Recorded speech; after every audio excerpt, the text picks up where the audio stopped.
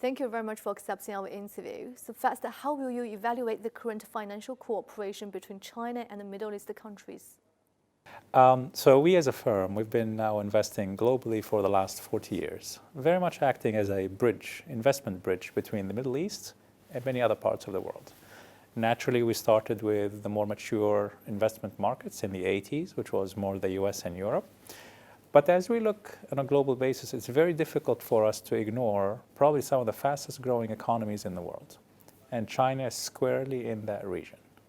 Now, we have identified that about now 5 to 7 years ago.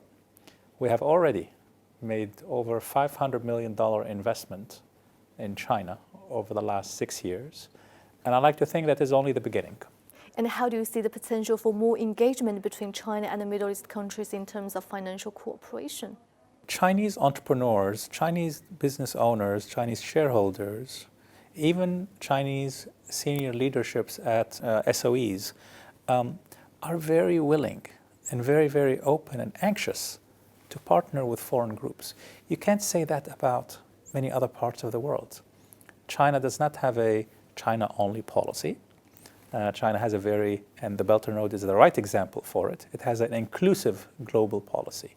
As we know, the third Belt and Road Forum for International Cooperation has just concluded in Beijing this October, and China's President Xi Jinping has attended the opening ceremony and delivered a keynote speech in which he emphasized China's support for an open economy.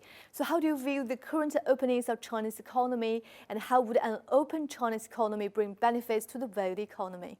China has done an incredible stride through the Belt and Road Initiative into investing in the Middle East, and that didn't go unnoticed.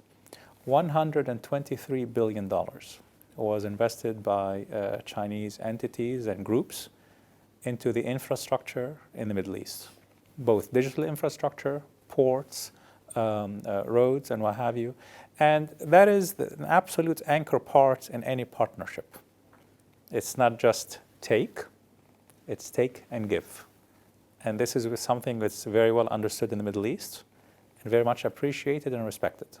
That's why ourselves, but many other groups from the Middle East, are proactively opening offices in Beijing, in Shanghai, in Guangzhou, in Hong Kong, and that is terrific. And that is truly kind of the nature of how two of the world's oldest civilizations can come closer together. And there's nothing better than investing and improving people's lives along the way.